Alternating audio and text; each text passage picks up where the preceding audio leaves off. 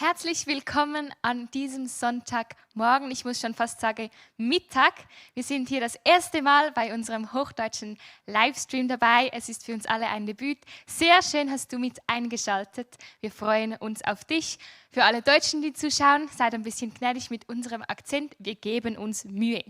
Mein Name ist Stefanie Klinger und ich werde euch durch dieses Programm leiten. Das ist bereits unser 9.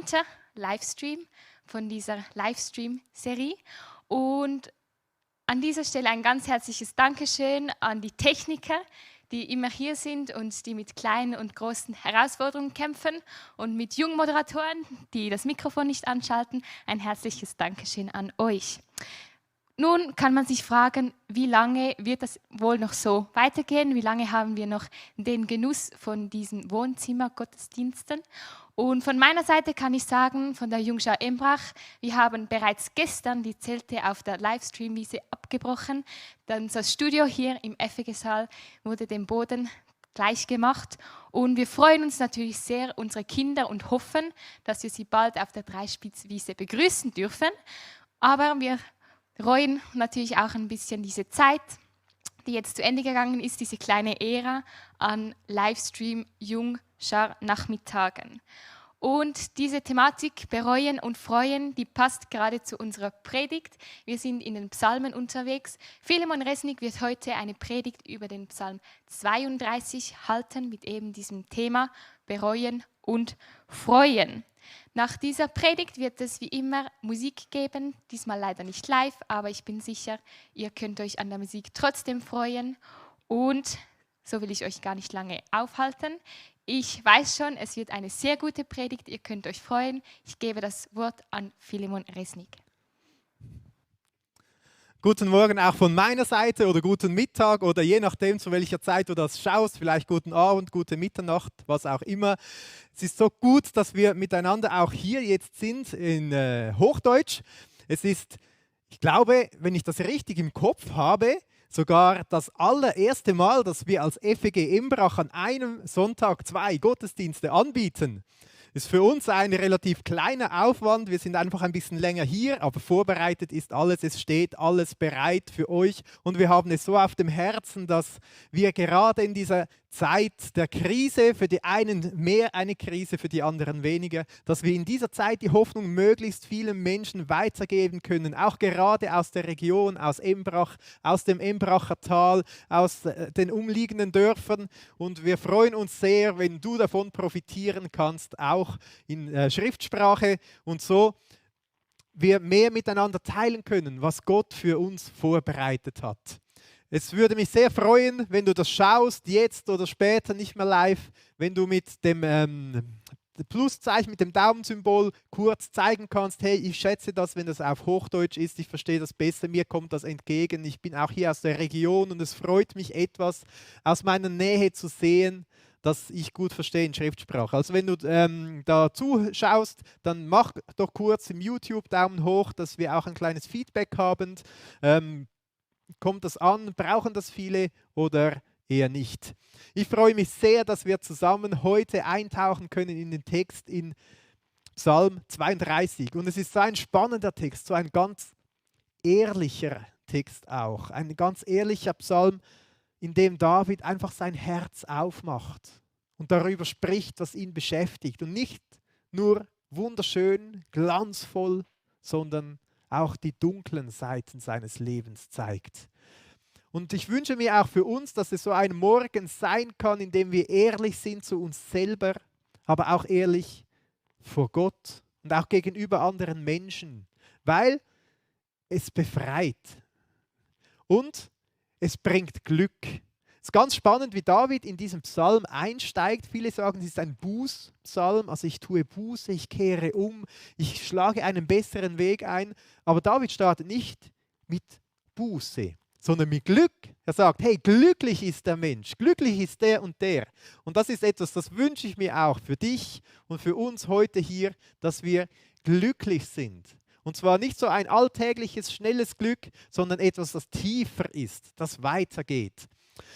Etwas, das so richtig aus dem Inneren herauskommt. Also ich weiß nicht, was Glück für dich ist, so die kleinen Dinge im Alltag, manchmal sind die auch ganz schön. Zum Beispiel ich genieße es, wenn ich am Morgen ins Büro komme oder hier auch zum Gottesdienst, in den Livestream, in diese Aufzeichnung, wenn ich so einen richtig wohlriechenden Kaffee trinken kann. Das ist für mich so ein kleiner Glücksmoment am Morgen, auch heute, als ich hier gekommen bin. Die Band war schon am Proben und die Technik alles am Vorbereiten. Da habe ich mir einen Kaffee herausgelassen, habe das so richtig genossen. Ein kleiner Glücksmoment.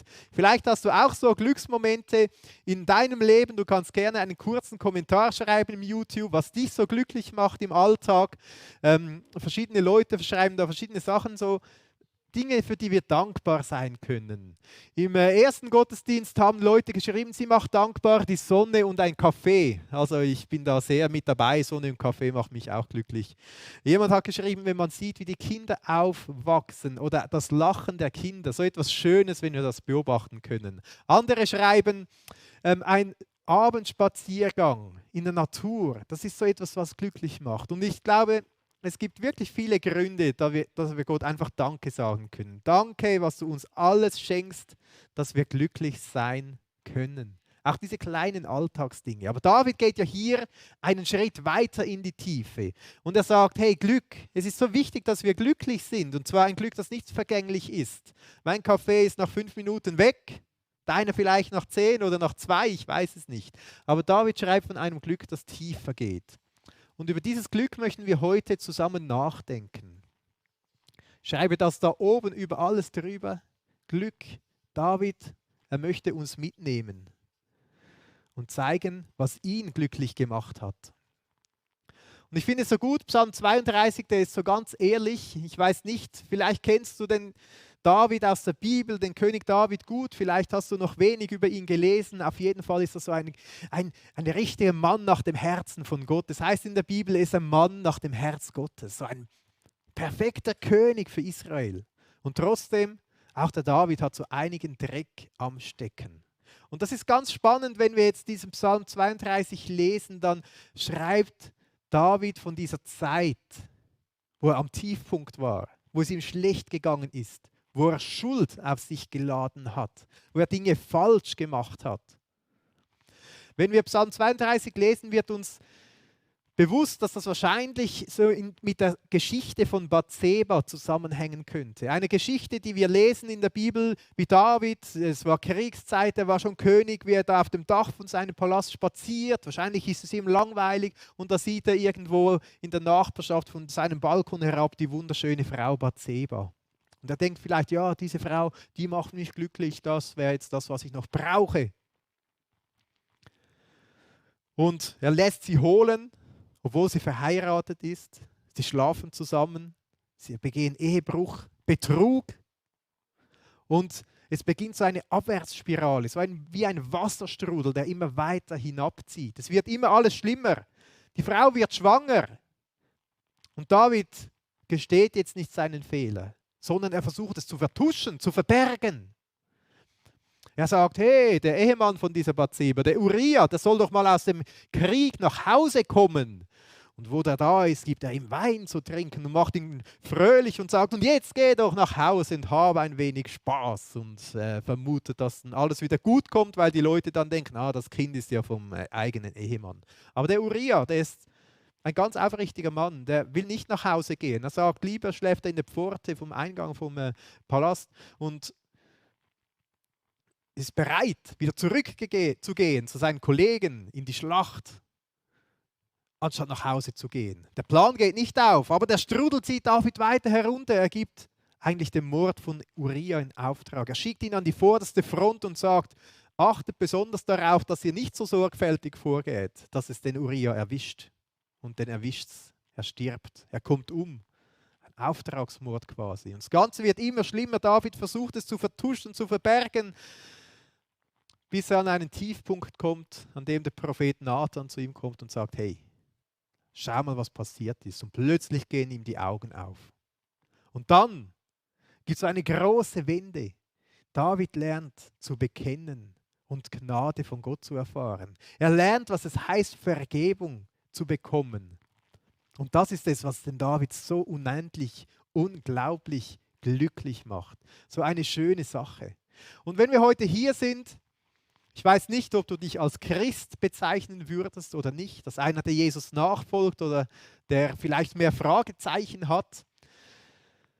Ich glaube, es ist ganz gut, wenn wir ganz ehrlich sein dürfen. Gerade von Christen denkt man oft, hey, die sind doch, die lächeln immer und sind immer fröhlich und alles läuft wie am Schnürchen und es glänzt so perfekt. Wir haben oft so das Bild vom perfekten Christen, bei dem sogar die Zähne so richtig weiß glänzen und es gibt nichts Schlechtes daran. Und der Psalm 32 lädt uns ein, ehrlich zu sein, zu sagen, hey, dieses Bild von diesem perfekten Christen, das ist vielleicht ein Bild, aber die Realität sieht anders aus. Jeder hat Dreck am Stecken. Jeder macht Dinge falsch. Und auch wenn ich mit Jesus unterwegs bin, muss ich ehrlich sein, auch mir gelingt nicht immer alles gut. Auch mir passieren manchmal Dinge, die einfach schlecht sind, wo ich Schuld auf mich lade, wo ich merke, hey, das ist nicht gut, das zieht mich nach unten. Das hat das Potenzial, so eine Abwärtsspirale auszulösen.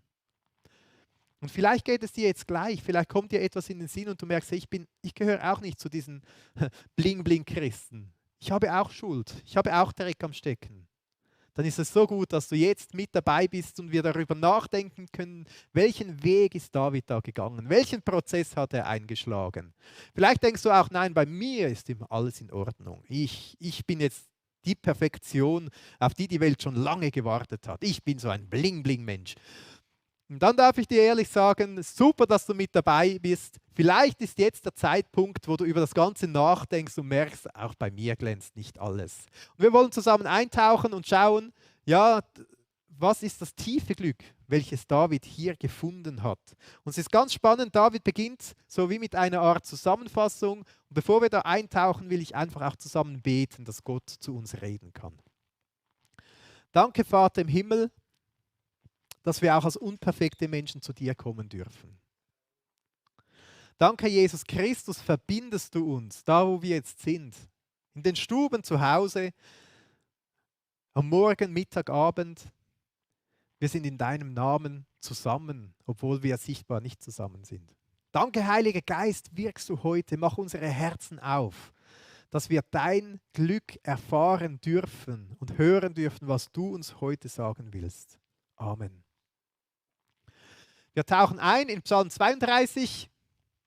Wir wollen mal so die ersten Verse lesen. Es beginnt so mit einer Zusammenfassung, ganz interessant. Es startet Vers 1 von David. Eben der König David ist da gemeint. Ein Maskil, ein kunstvoll gestaltetes Lied könnte man sagen. Dann glücklich der, dem Übertretungen vergeben, dem Sünde zugedeckt ist. Glücklich der Mensch, dem der Herr die Schuld nicht zurechnet und in dessen Geist kein Trug ist. Der David, der kommt richtig ins Jubeln, wenn er denkt, hey, Gott hat mir vergeben. Und der David hat ja kennengelernt, was so eine tiefe Schuld bedeutet. Es ist interessant in dieser Zusammenfassung, wie der David den ganzen hebräischen Wortschatz ausschöpft, um so diese Schuld zu beschreiben. Er braucht 3 verschiedene Wörter und die zeigen uns bis heute die Tragweite, die Schuld haben kann. Wir möchten das kurz anschauen miteinander. Im Handout, das ich unten im Link in diesem YouTube-Film angehängt habe, gehe ich noch vertieft darauf ein. Das ist sehr spannend, das auch mit anderen Bibelstellen zu vertiefen. Wenn du das vertiefen willst, lade dieses Handout herunter und schau dort nach. Jetzt einfach ein kurzer Einblick. Das erste Wort, das David hier braucht, ist Übertretung. Im Hebräischen Pesha. Das bedeutet eigentlich ein Verstoß gegen Gesetze, Gebote und am Ende eine Rebellion. Dass quasi der Mensch sagt, hey Gott, ich weiß es im Fall besser. Das, was du sagst, ich muss das nicht so ernst nehmen. Ich habe einen besseren Plan für mein Leben. Meine Maßstäbe, die sind korrekt, die sind perfekt. So quasi, hey Gott, du hast mich zwar geschaffen, du bist der Schöpfer, du hast das Leben erfunden, du hast den Menschen erfunden, aber ich weiß besser, wie es geht. So dieses Aufbegehren, das ist damit gemeint. Ein zweites Wort, das David hier für Schuld braucht, ist Sünde. Chada. Zielverfehlung ist damit gemeint. Gott hat uns Menschen geschaffen mit einem Ziel. Jesus sagt, das Wichtigste von allem ist, dass ihr einander liebt, wie ihr euch selber liebt und dass ihr Gott, euren Schöpfer, liebt. Also Gott wünscht sich von Herzen, dass wir liebevolle Beziehungen haben. Beziehungen, die erfüllen, die erfrischen, die ermutigend sind, die positiv sind. Und zwar eine solche Beziehung zu Gott, aber auch eine solche Beziehung zu anderen Menschen, zu unseren Mitmenschen. Und überall dort, wo wir Dinge machen, die diese Beziehungen kaputt machen. David hat Ehebruch begangen, David hat gelogen, David hat gemordet. Überall, wo wir Dinge kaputt machen, die diese Beziehungen aufs Spiel setzen, dort schießen wir am Ziel vorbei. Das ist mit Zielverfehlung gemeint. Und dann das dritte Wort, das David hier aufführt, ist Schuld. Avon. Man kann sich das vorstellen, als gäbe es so ein Schuldbuch, wo jetzt alles aufgeschrieben wird. Hey, was ist da für Schuld? Man kann sich fragen, zum Beispiel anhand der 10 Gebote, was gibt es da alles für Schuld? Das erste ist, du sollst keinen anderen Gott neben mir haben. Wie schnell passiert es, dass wir in unserem Leben Dinge haben, die uns wichtiger sind als Gott? Und dann wird das aufgeschrieben, diese Schuld. Bam, bam, bam, ins Schuldbuch. Dann weiter heißt es da, es gibt ganz verschiedene diese Gebote. Sabbat zum Beispiel. Einen Tag sich Zeit nehmen, einen Zeitraum sich Zeit nehmen, um mit Gott in Kontakt zu sein, auszuruhen und zu feiern, Freude zu haben. Wie feierst du Sabbat? Oder wäre es Ende, bam, bam, bam, Liste voll. Du sollst nicht lügen. Wie schnell passieren uns doch Notlügen? Alles aufgeschrieben. Check, check, check, check. Die Liste wird immer länger. Du sollst nicht neidisch sein. Wow, mein Nachbar, der hat ein Auto. Das ist also, ich sollte das einen verdienen, dieses Auto. Der nicht. Neidisch sein. Die machen schönere Ferien. Die können sich dieses leisten. Oder dann Ehebruch. Begeh keinen Ehebruch. Prüf mal deine Gedanken, wie schnell da Ehebruch drin ist. Und dann bam, bam, bam, bam, alles kommt auf diese Liste drauf. Eine riesen Schuldenliste, die es abzuzahlen gilt. So ausführlich beschreibt David diese Schuld, dieses Vergehen, weil es ihn wahrscheinlich emotional so tief, auch so leidenschaftlich getroffen hat. Hey, das wiegt so schwer. Aber dann schreibt er auch von der Vergebung. Und es ist faszinierend, wie David hier auch mehrere Worte braucht, um diese Vergebung zu schildern. Das erste ist einfach vergeben. Ich habe das auch so vorbereitet, dass man es hervorgehoben sieht. Vergeben. Gott will die ganze Rebellion vergeben. Das bedeutet auch, dass sie so wie vor dem Richter verdeckt wird. Es ist nicht mehr hier, es ist nicht mehr gültig. Es sieht aus, als wäre sie nie da gewesen. Das bedeutet, Gott steht auch mit offenen Armen da und wartet, dass wir kommen. Das nächste Wort, das für das Vergeben steht, ist zugedeckt. Gott will zudecken. All die Zielverfehlungen, alles das, was wir machen, um Beziehungen zu schaden. Gott will es zudecken, dass es nicht mehr sichtbar ist, dass es inexistent wird. Gott will das ans tiefste Meer versenken. Dann heißt es auch, dass das Ganze nicht zugerechnet wird. Das bedeutet eigentlich, mein Name, der über meiner ganzen Schuldenliste steht, den nimmt Gott weg und setzt ihn auf eine neue Liste, wo steht schuldlos. Es ist ein langer Prozess, der David hier beschreibt, aber einer, den er so befreiend erlebt, dass er sagt, hey, das ist das Glück, das ich allen wünschen, das lässt mich jubeln und frohlocken, das lässt mich fröhlich sein. Komm, geh diesen Prozess auch, geh diesen Weg auch und bleib nicht in diesem tiefen Loch stehen. Wow, die Vergebung von Gott, so etwas, das so richtig gut tut, wenn wir Dinge bereinigen können. Und David zeigt uns im Psalm 32 4 Schritte, wie dieser Prozess aussehen kann. Das beginnt damit, dass wir überhaupt uns eingestehen, dass wir begreifen, dass bei uns etwas nicht in Ordnung ist. Bei uns in der Familie, ich habe 3 ganz liebe Kinder, aber manchmal habe ich das Gefühl, dass da nicht nur diese 3 sind, sondern dass noch ein 4. Kind irgendwo herumwuselt. Das Kind heißt Ich nicht, das Ich nicht Kind. Nämlich immer, wenn etwas passiert, gerade gestern ist bei uns etwas recht Teures kaputt gegangen.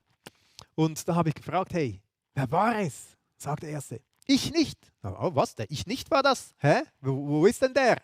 Das zweite Kind sagt, ich nicht. Oh ja, wirklich. Das dritte auch noch, bezeugt von allen, ich nicht, der Ich nicht war's. Bei Kindern geht es so schnell, ihnen fällt es leicht, einfach die Schuld abzuschieben. Aber es hat mich auch ins Nachdenken gebracht, hey, wie schnell geschieht es uns Erwachsenen, dass wir Schuld verbergen, verdrängen, wegschieben, sagen, der andere, lieber auf den anderen zeigen als auf uns selber. Der Ich nicht war's. Und David beschreibt das genau gleich. Ich lese Vers 3. Als ich schwieg, zerfielen meine Gebeine durch mein Gestöhn den ganzen Tag. Also mit anderen Worten, ich wollte es nicht sagen. Ich habe es verschwiegen. Und meine Gebeine, mein Körper hat Schmerzen bekommen. Oder es hat sich ausgewirkt, sogar auf die Gesundheit. Er wurde krank. Irgendwo hat es rumort in ihm drin, obwohl es verschwiegen hat. Und dann weiter Vers 4. Denn Tag und Nacht lastete auf mir deine Hand. Verwandelt wurde mein Saft in Sommergluten. So poetisch schön ausgedrückt, aber so tief auch beängstigend. Der Saft, die ganze Lebensenergie ist dahin geschmolzen in der Sommerhitze und wurde verdorrt. So ist es dem David gegangen. Vielleicht geht es dir manchmal auch so, wenn du an deine Schuld denkst und du merkst, hey, das raubt mir die Energie, das belastet mich, es rumort. Und oft machen wir zwei Dinge damit. Das erste ist, wir verdrängen es. Wir tun so, als wäre es weg. Wir schließen es weg aus unserem Leben. Wir denken, irgendwie vergeht das schon, statt dass wir dazu stehen. Es ist sogar so verbreitet, dass Sprichwörter dazu entstanden sind. Es ist Gras darüber gewachsen. Oder eben auch nicht, weil irgendwo in uns drin rumort es weiter. Wir können sogar unser Gewissen abstumpfen, indem wir so viel wegschließen, verdrängen, dass wir es irgendwann nicht mehr empfinden. Aber es geht etwas verloren, es geht etwas weg. Es bleibt ein Schmerz, ein Rumoren und irgendwo eine Unzufriedenheit, ein Unglücklichsein, das wir versuchen zuzudecken mit irgendwelchen kurzen alltäglichen Glücksmomenten, die wir uns geben und die wie ein Kaffee nach 5 Minuten wieder vorbei sind. Das Zweite, was wir oft machen, ist, wir bagatellisieren es. Wir versuchen es klein zu machen. Das, was eigentlich groß ist und das wir in Ordnung bringen müssten, wir reden es klein. Als wäre es nicht hier. Hey, das ist ja nicht so schlimm. Hey, das geht ja schon wieder vorbei. Der andere hat es ja gar nicht gemerkt. Du schlägst die Tür auf beim Auto und ups, da gibt es einen Kratzer am anderen Auto. Der merkt es doch nicht. Das kann ja jedem passieren. Oder du kommst nach Hause und zuerst kommen die bösen Worte über deine Lippen und du denkst, ja, der andere, der ist ja immer so unfreundlich zu mir. Er hat keine Geduld und er hat mich nicht mit offenen Armen empfangen. Oder vielleicht auch, wenn du verheiratet bist und irgendwo anders bist, ein flotter Flirt mit einer schönen Frau. Meine Frau, die heißt ja so langweilig. Die macht es mir ja nicht so leicht. Sie ist schuld. Oder du bereicherst dich am Arbeitsplatz, schreibst sehr großzügig deine Spesen auf oder viel mehr Arbeitszeit, die du gar nicht gearbeitet hast. Und dann sagst du, ja, mein Chef, der schätzt mich ja gar nicht. Der merkt gar nicht, was ich alles arbeite. Ich muss mir das halt selber nehmen. Wir machen es klein, wir suchen Ausreden, wir schieben die Verantwortung ab und wir verharmlosen das Ganze. Und der erste Schritt ist, dass wir es begreifen, dass wir ehrlich zu uns selber sind, dass wir zugeben, dass wir nicht zulassen, dass ein Trug in uns selber ist. Dass wir sagen, ja, das ist eine Schuld. Vielleicht brauchst du manchmal einen Anstoß. Bei David war das der Prophet Nathan, der gekommen ist und mit David das Gespräch gesucht hat und ihm aufgedeckt hat, welche Schuld er hat. Und David hat es begriffen. Vielleicht ist auch diese Predigt heute jetzt, dieses Nachdenken über Psalm 32 für dich so wie ein Anstoß und du merkst, hey, das ist etwas nicht in Ordnung und jetzt will ich es in Ordnung bringen. Dann bitte, mach heute Nägel mit Köpfen. Denk nicht einfach, ja, ich sollte und dann verdrängst du es wieder, dann schließt du es wieder weg. Ich glaube, es ist wichtig, dass wir heute fragen, hey, was ist eigentlich da? Und dass wir dann ehrlich zu uns selber sind. Auch im Neuen Testament wird das auch begriffen, dass wir das doch begreifen sollen im 1. Johannes 1,8. Ich will das gerne vorlesen.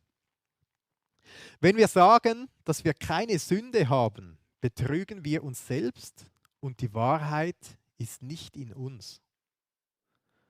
Wir betrügen uns selbst. Das ist ja für uns selber schädlich. Und es ist dann keine Wahrheit da, es ist dann eine Lüge da und nicht gegen andere, sondern gegen mich selber und gegen Gott. Wenn dir Gott heute so etwas aufs Herz legt, dann nimm dir jetzt vor, ich will das in Ordnung bringen.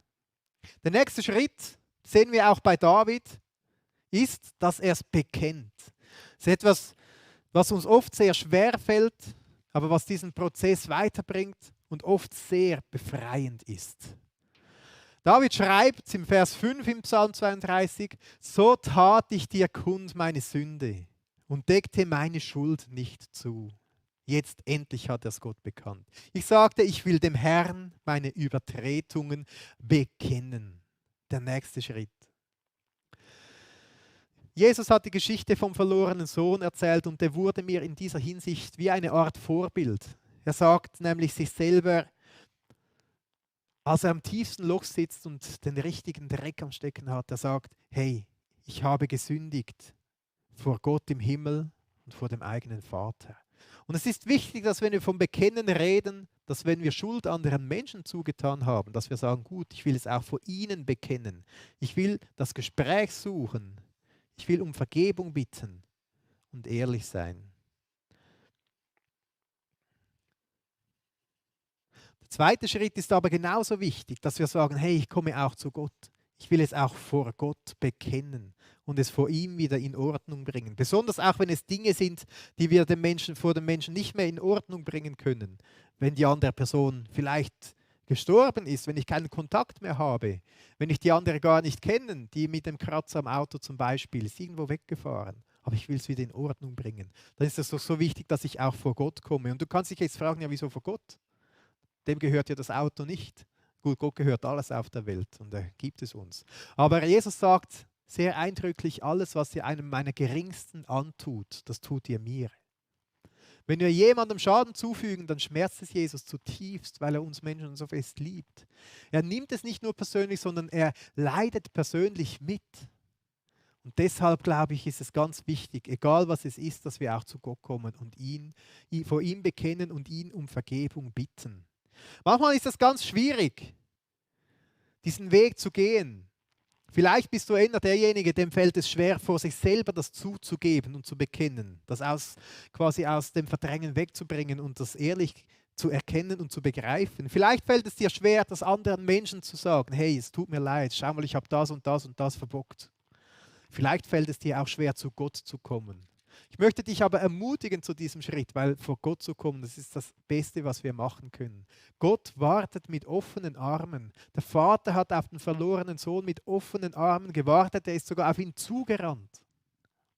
Jesus hat manchmal Menschen getadelt, aber hat nie einen Sünder getadelt, der bekannt hat, der umkehren wollte. Im Gegenteil, er hat sie genommen, er hat sie ermutigt, er hat gesagt, dir ist vergeben und geh jetzt hin und sündige hinfort nicht mehr. Getadelt hat Jesus Leute, die heuchelten, die so taten, als wären sie so ein Bling-Bling. Aber in Wirklichkeit war da ganz viel Dreck im Herzen. Dort hat Jesus getadelt.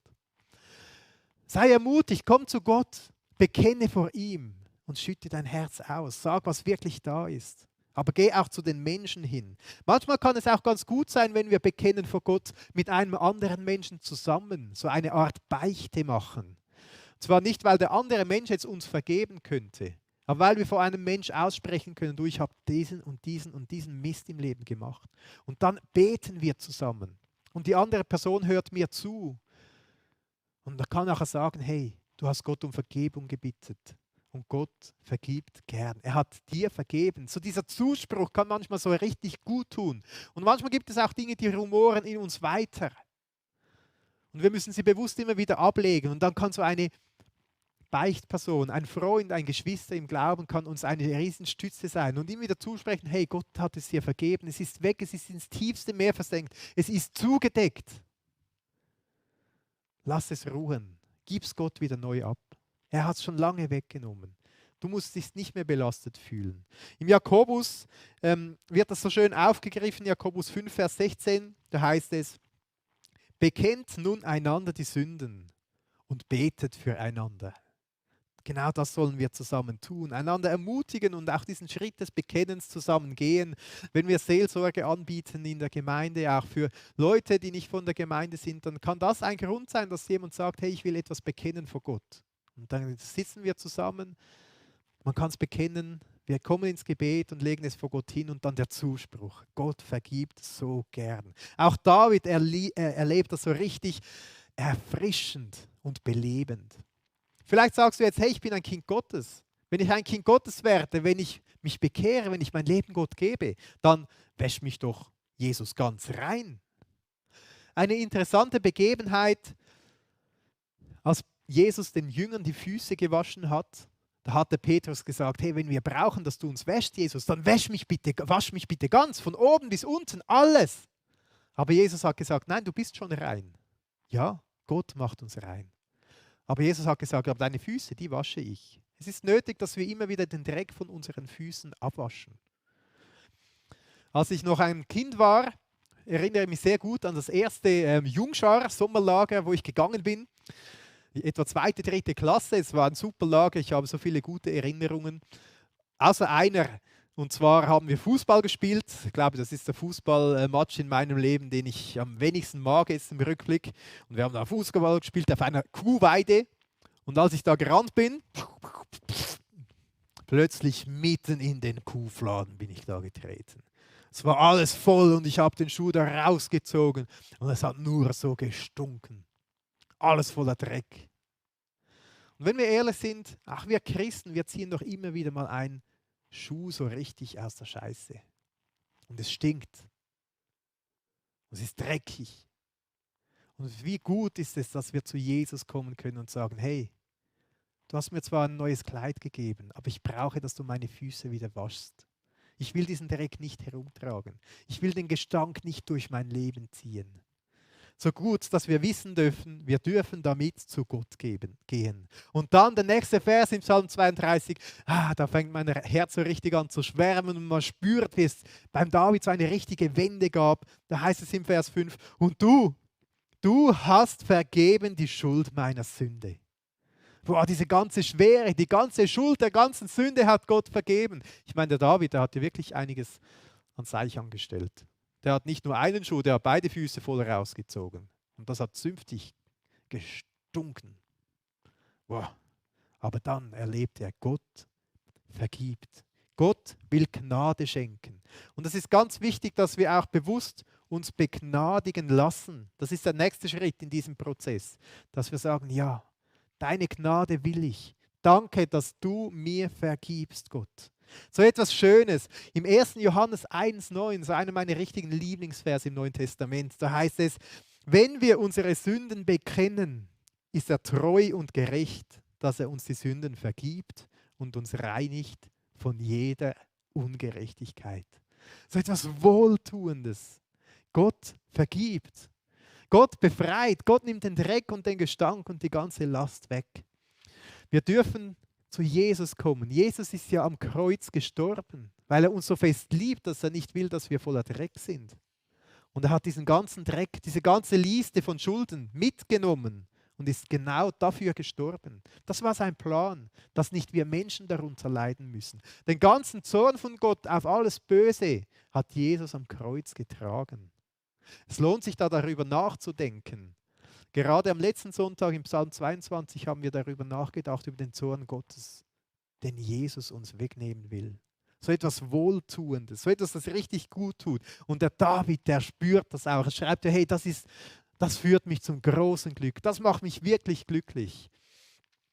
Man kann sich das so vorstellen, wie wenn die Wasserfluten, die einem runterziehen wollen, die einem überfluten wollen, wenn Jesus kommt und Gnade schenkt und Sandsäcke aufbaut. Ich habe da ein Bild mitgenommen, es ist aus Ulm, aus einer Überschwemmung, die es gegeben hat vor 3 Jahren. Die Donau ist da über die Ufer getreten und wenn du das dir anschaust, wenn du dir vorstellst, du läufst da und weißt nicht, wann kommt es bis zu den Häusern, wann reißt es alles weg, wird es alles noch schlimmer, es ist doch so eine Angst da. Aber Jesus sagt, hey, ich schütte einen Wall auf. So eine kleine Fotokonstruktion, wie das dann aussehen könnte. Plötzlich kannst du wieder gehen. Plötzlich ist der Weg wieder frei. Plötzlich fühlst du dich wieder fit und sagst, hey, Gott lässt diese Wassermassen nicht an mich herankommen. So ein Bild, das David auch aufgreift. Ich will da weiterlesen. Im Psalm 32. Deshalb soll jeder Fromme zu dir beten. Zur Zeit, da du zu finden bist. Gewiss, bei großer Wasserflut, ihn werden sie nicht erreichen. Du bist ein Bergungsort für mich, vor Bedrängnis behütest du mich, du umgibst mich mit Rettungsjubel. Wow, so cool. Auch Gott jubelt mit und umgibt mich mit diesem Rettungsjubel. Und ich darf wissen, hey, bei Gott habe ich einen Zufluchtsort. Zu ihm kann ich kommen, auch mit meiner Schuld, mit meinem Dreck. Er will mich begnadigen. Bei ihm fühle ich mich sicher und er schüttet Sandsäcke auf und bildet einen Wall, dass die Wasserfluten mir nichts mehr anhaben können. Dass dieser Strudel mich nicht mehr weiter herunterzieht, sondern im Gegenteil, dass er aufgehalten, dass er gestoppt wird. Manchmal ist das ganz schwer zu bekennen und diese Gnade entgegenzunehmen. Sicher kennst du auch das Lied, wo es heißt, Sorry seems to be the hardest word. Manchmal fällt es uns so schwer, das über die Lippen kommen zu lassen. Sorry, es tut mir leid. Aber es tut so gut, wenn wir dann erleben dürfen, wie Gott uns vergibt und oft auch andere Menschen uns gerne vergeben. Wie ist es dann, ich habe am Anfang von meinen Kindern erzählt. Wie ist es mit den Kindern? Ich glaube, es ist ganz wichtig, dass wir auch schon unseren Kindern lernen, zu bekennen und sich begnadigen zu lassen, Vergebung zu empfangen. Wenn es doch uns Erwachsenen so schwer fällt, wie wichtig, dass wir schon in frühen Jahren das lernen. Wie macht man das? Ich glaube, es ist ganz wichtig, dass wir als Erwachsene gute Vorbilder sind, dass die Kinder erleben dürfen, wie wir auch um Vergebung bitten. Wenn ich meiner Frau ein böses Wort zuwerfe, das unbedacht über meine Lippen kommt und die Kinder das mitkriegen, dann kann ich auch vor den Kindern sagen, hey, es tut mir leid, bitte vergib mir. Und wir können uns versöhnen, sie kann mir vergeben. Oder auch den Kindern gegenüber. Als Eltern machen wir nicht alles perfekt und wir müssen auch nicht. Aber wir dürfen auch ehrlich sein und unsere Kinder selber um Vergebung bitten, wenn etwas nicht in Ordnung war. Hey, da war ich jetzt nicht aufrichtig, da war ich zu streng zu dir. Es tut mir leid, das wollte ich eigentlich nicht. Wir dürfen so ganz gute Vorbilder sein. Wir dürfen auch unsere Kinder dazu ermahnen, nicht einfach zu schnell zu sagen, es tut mir leid. Bei uns geschieht das sehr schnell. Dann passiert etwas und sagt, ja, es tut mir leid und dann so, als wäre nichts passiert. Sondern mit ihnen ins Gespräch zu kommen, zu sagen, hey, tut es dir wirklich leid? Bittest du um Vergebung? Man kann sich selber sehr gut prüfen, wie ernst es einem ist, wenn man es bekennt und um Vergebung bittet. Wenn der Wunsch auch da ist, es besser zu machen, es wieder gut zu machen. Wenn meine Kinder so schnell kommen, zum Beispiel, wenn das Glas ausgeschüttet ist, etwas, was immer wieder passiert, es tut mir leid, dann sage ich, hey, willst du es wieder gut machen? Du kannst es schnell wegputzen. Aber auch für uns Erwachsene, wenn ich meine Frau um etwas um Vergebung bitten muss, über dieses böse Wort, sage ich, hey, es tut mir leid, wie kann ich es wieder gut machen? Dann sagt sie, ja gut, du musst das Wort nicht mehr sagen. Aber es gibt auch andere Dinge, wo wir es wirklich wieder gut machen können. Und wenn es uns aufrichtig ist, dann kommen wir und sagen, wie können wir es wieder gut machen? Wie ist es dann Gott gegenüber? Können wir auch Gott gegenüber sagen, Gott, ich will es vor dir wieder gut machen? Ist irgendwie noch schwierig. Aber Gott selber greift hier auch ein in diesem Psalm. Und es ist interessant, wie plötzlich Gott der Sprecher wird für einen Vers lang. Und er sagt hier zu David, Vers 8, ich will dich unterweisen und dich lehren den Weg, den du gehen sollst. Ich will dir raten, mein Auge ist über dir. Also quasi, ich schaue auf dich, ich achte auf dich und wenn ich sehe, da könntest du fallen, da kommt diese Wassermasse, dann will ich dich führen, dann will ich dich leiten auf dem guten Weg. Also Gott sagt quasi, ja, geh von jetzt an den guten Weg, geh den richtigen Weg, frage bei mir nach und ich helfe dir dazu. So, das ist eigentlich die Antwort, die Gott hat. Und das ist der nächste Schritt, den David auch geht in diesem Prozess. Er sagt, ich will es besser machen. Das ist dieser Zuspruch von Gott, den ich allen weitergeben will. Hey, Gott ruft und sagt, mach's besser. Und er will uns einen Weg führen, der nicht mehr so in die Schuld hineinführt, sondern der weiterführt. Gerade so in diesem Moment, wo wir glücklich sind, weil wir diesen Last, diese verschiedenen Dinge, die uns herunterziehen, ablegen können. Ein Weg, der auch zum Glück führt. David sagt, Gott, du zeigst den Weg. Führe mich. Und es ist so gut, habe ich mir gedacht, dass wir die Bibel haben, dass wir lesen können. Was ist denn dieser gute Weg? Wie beschreibt ihn Gott? Es gibt so viel, das wir hier finden können. Es ist gut, haben wir andere, die auch in Jesus glauben, die wir fragen können, hey, was denkst du? Wie würde Jesus in dieser Situation handeln? Oder wie kann ich etwas, wo ich immer wieder in den Dreck stehe, loslassen? Wenn ich immer wieder Notlügen in mein Leben einfließen lassen, hey, wie kann ich das loslassen? Wie kann ich aufhören? Wie führt mich da Gott? Und so gut hat uns Gott den Heiligen Geist gegeben.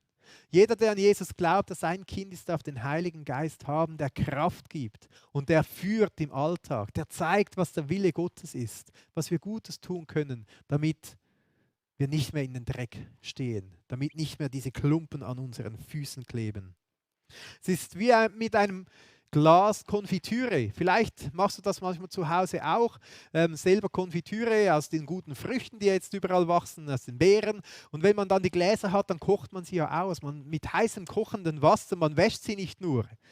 Also Gott will uns nicht nur reinwaschen, sondern er will uns auch haltbar machen. Dass der Inhalt haltbar bleibt, dass er gut bleibt, dass er süß bleibt. Dass nicht wieder schlecht und schimmlig oder sonst irgendwie ungenießbar wird. Gott will uns auswaschen und haltbar machen. Das ist sein Plan. Und David bringt es hier sehr gut auf den Punkt. Entweder sind wir stur wie dumme Rosse oder Maultiere, die einfach in ihre Richtung gehen. Oder wir sagen, ja Gott, führe du mich auf deinem Weg, dass eben das Gute passiert. In Vers 9 bringt es David so bildlich auf den Punkt, er sagt, seid nicht wie ein Ross, wie ein Maultier. Ich muss fast schmunzeln, wenn ich das lese. Wie dumm sind wir Menschen doch manchmal, wie ein Esel. Ohne Verstand, mit Zaum und Zügel ist seine Kraft zu bändigen, sonst nahen sie dir nicht. Ich wünsche mir, dass wir keinen Zaum und Zügel brauchen, sondern dass wir zu Gott kommen können und sagen, hey, ich bekenne, danke für deine Gnade und jetzt führe mich deinen Weg, deinen guten Weg. Mit David zusammen kommen wir zum Schluss. Es ist wunderschön, wie David jetzt am Ende sagt, hey, diesen Prozess bin ich gegangen in dieser großen Schuld. Und es hat mich richtig glücklich gemacht, dass ich all diese Last ablegen durfte. Vers 10. Viele Schmerzen hat der Gottlose. Und ich kann ehrlich sagen, ich kann das nachvollziehen, wenn man das nicht abladen kann, wenn man seine Schuld nicht zu Gott bringen kann, wenn man nicht begnadigt wird. David hat ja selber geschrieben von diesen psychosomatischen Schmerzen, seine Gebeine, die ihn da geschmerzt haben, dass er gestöhnt hat, sein Lebenssaft wegging. Wie nötig ist es, dass wir unsere Schuld abladen können und abladen dürfen, dass es nicht in uns weiter rumort. Und dann weiter, wer auf den Herrn vertraut, dem umgibt er mit Gnade. So ein schönes Bild, umgibt er mit Gnade. Freut euch an dem Herrn und jauchzt, ihr Gerechten, und jubelt alle, ihr von Herzen Aufrichtigen. Wir dürfen jubeln, wir dürfen Freude haben, weil Gott vergibt. Ein riesiges Fest, ein Jubel, ein Lied, eigentlich dieser Psalm, der David hier schreibt. Vielleicht haben sie den zusammen gesungen in ihren Gottesdiensten. Haben Freude gehabt und sich selber erinnert, ja, ich habe auch so Momente erlebt, wo ich durch den Dreck gegangen bin, wo ich es verdrängt habe. Plötzlich habe ich es begriffen und dann habe ich es bekannt vor Gott und habe seine Gnade erfahren. Etwas so Wohltuendes, das so super ist. Und ich möchte dich fragen heute, wo ist dein Punkt? Wo stehst du? Vielleicht stehst du an einem Punkt und sagst, ja, es ist dran, reiner Tisch zu machen. Reiner Tisch zu machen mit Gott. Mal so einfach ganz grundsätzlich. Mal all den Dreck von meinem Leben ihm hinzugeben. Und wenn wir das machen, wenn wir zu Gott kommen, so wie ich es gelesen habe im 1. Johannes 1,9, dann ist er hat Freude und er kommt und vergibt uns alles. Wenn wir vor ihm bekennen unsere Schuld, so ist er treu und gerecht, dass er uns vergibt. Ich will dich ermutigen, hier einen Schritt weiter zu gehen, wenn du so ganz zu Gott kommen willst und einfach mal reinen Tisch mit ihm machen willst, ihm alles hinlegen willst und die Vergebung von ihm nehmen willst. Wenn du sein Kind werden willst, dann nimm Kontakt auf mit uns. Wir wollen gerne einen Schritt weiter gehen. Hör bei der letzten Predigt rein vom letzten Sonntag. Es ist so wichtig, dass wir reinen Tisch machen, auch mit Gott ganz grundsätzlich im Leben. Du kannst eine E-Mail schreiben, unten ist auch die E-Mail-Adresse eingeblendet. Wir möchten dich sehr gerne begleiten in diesem Weg. Vielleicht stehst du aber auch hier und hast einfach nur lauter Fragezeichen. Und es ist interessant, als ich diesen Teil in der Predigt vorbereitet habe, ist es so, als hat mir Gott aufs Herzen gelegt, heute dich einzuladen zu unserem Alpha-Life-Kurs. Und ich habe so gedacht, hey Gott, come on, wir starten mit unserem Alpha-Life-Kurs im September. Das ist ein bisschen weit weg, jetzt ist Mai. Aber vielleicht hat Gott genau dich gesehen und möchte, dass du mit deinen Fragen kommst und mehr über ihn erfährst. Denn genau für das steht dieser Alpha-Life-Kurs. Dass mit all unseren Fragezeichen wir kommen und sagen, hey, diesen Jesus, was hat das mit dem Kreuz genau zu tun? Hey, diese Schuld, wieso sollte ich das vor Gott bekennen? Wieso ist das überhaupt ein Problem mit dem Ganzen? Es ist so wichtig, dass wir uns diese Fragen stellen, dass wir uns das einmal durchdenken. in unserem Leben, dass wir uns dann eine Meinung bilden können. Und genau für das ist dieser Alpha Life Kurs. Ich habe auch einen kurzen Video mitgenommen, den ich euch zeigen will, als Einladung. Vielleicht spricht dich dieses Bild an, diese Sehnsucht, diese Fragen zu beantworten. Also hier das kurze Video. Wenn du dich jemals gefragt hast, ob es da mehr gibt, bist du damit nicht allein. Wir alle suchen. Jeden Tag. Im Kleinen und im Großen.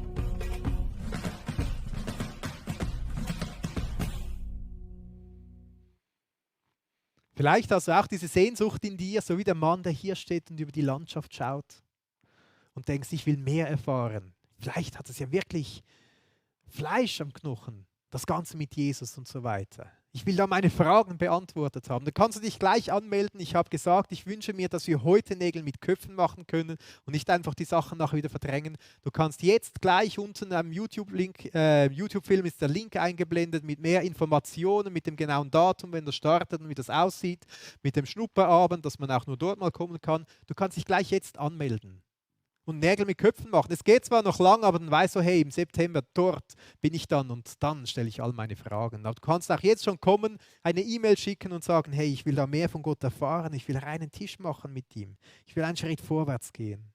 Vielleicht stehst du aber auch an einem anderen Punkt und sagst, hey, mir ist heute etwas hochgekommen. Etwas, das in mir rumort hat, das ich vielleicht weggesperrt habe, klein geredet, bagatellisiert, ist wieder wach geworden. Und ich weiß, ich muss das in Ordnung bringen. Dann bitte ich dich, mach jetzt auch Nägel mit Köpfen. Schreib eine SMS dieser Person, die dir vielleicht in den Sinn gekommen ist, die dir um Vergebung bitten muss und sagst, hey, hast du heute Zeit zum Telefonieren? Ruf gleich jetzt an, mach Pause, nimm den Telefonhörer oder verabrede dich, hast du Zeit, morgen Kaffee zu trinken mit 2 Meter Abstand und dann sagst du und bekennst, ich habe das und das gemacht, bitte vergib mir. Und geh zu Gott und sag, Gott, vergib mir das auch und lade diese Schuld ab. Wenn es etwas Schwerwiegendes ist, hilft es vielleicht auch, wenn du eine Person hinzunimmst. Auch dafür bieten wir Seelsorge an. Oder vielleicht kennst du jemanden in deinem Umfeld, einen Christen, einen Geschwister, dass du bitten kannst, hey, geh mit mir hier einen Weg, ich will etwas ablegen, das ich weiß, von dem ich weiß, dass es eine Last, ein Dreck ist. Und ich will es bekennen und die Gnade von Gott erfahren. Zögere das nicht hinaus, sondern mach es gleich jetzt. Vielleicht stehst du auch an diesem Punkt und sagst, es ist dran, diesen Weg einzuschlagen, den Gott führen will. Dass ich nicht immer wieder neu in den Dreck hereinstehe und einen Fuß voll herausziehe, der so stinkt. Ich will lernen, dieses oder jenes abzulegen, es besser zu machen. Herr, lehre mich. Lass uns zusammen beten. Danke, Vater im Himmel, für diesen Psalm. Danke für die Ehrlichkeit von David. Er war ganz ein Mann nach deinem Herzen, lesen wir. Aber er war auch ein Mensch, der Fehler hatte, der Dinge schlecht gemacht hat. Und wir wollen dich bitten, Heiliger Geist, zeige uns immer wieder neu, wo auch wir Dinge falsch machen, die wir bereinigen sollen. Dass wir die Last ablegen können, dass wir es bekennen können und dass wir erleben dürfen, wie du uns frei machst davon, wie du uns deine Gnade schenkst. Wir bitten dich, schenk uns die Kraft und den Mut, ehrlich zu uns selber zu sein, aber auch ehrlich zu anderen Menschen und zu dir, Gott. Schenk uns den Mut, den nächsten Schritt vorwärts zu gehen. Oft braucht es so viel Mut, etwas zu bekennen, gerade vor anderen, aber du kannst uns diese Kraft schenken. Und lass uns sie immer wieder neu erleben, wie erfrischend und wie gut es tut, wenn wir deine Gnade erfahren dürfen. Amen. Ja, es ist so gut. Am Schluss hier, dieser Vers, ich möchte ihn nochmals lesen, wie David ins Jubeln gekommen ist. Freut euch an dem Herrn und jauchzt ihr Gerechten und jubelt alle ihr von Herzen Aufrichtigen. Etwas so Schönes.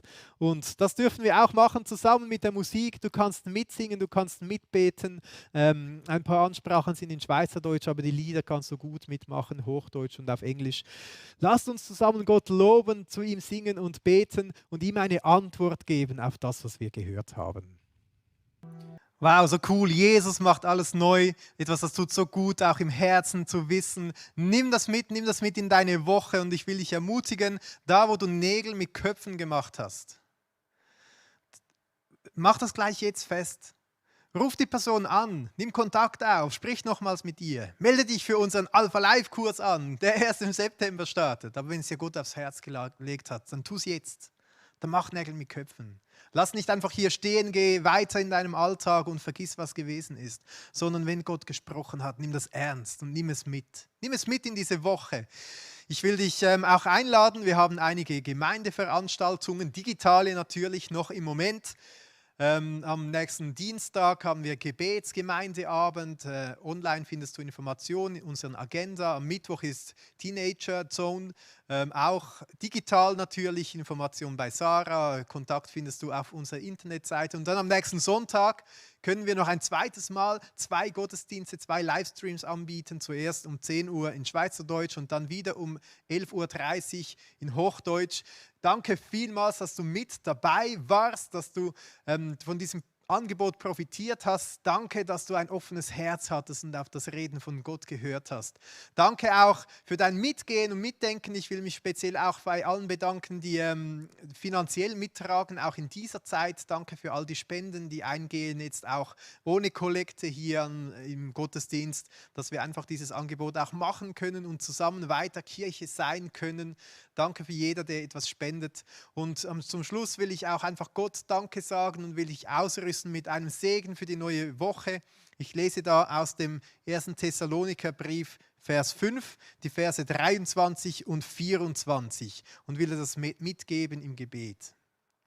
Wenn du magst, steh doch auf, empfange diesen Segen und nimm das von Gott mit in deinen Sonntag und in deine Woche. Er selbst aber, der Gott des Friedens, heilige euch völlig und vollständig möge euer Geist und Seele und Leib untadelig bewahrt werden bei der Ankunft unseres Herrn Jesus Christus. Treu ist, der euch beruft, er wird es auch tun. Treu ist unser Gott, er wird es auch tun. Amen. Nimm diesen Segen mit. Ich wünsche dir einen wunderschönen Sonntag noch oder Montag oder wann auch immer du das schaust. Und Gott ist mit dir. Sei gesegnet.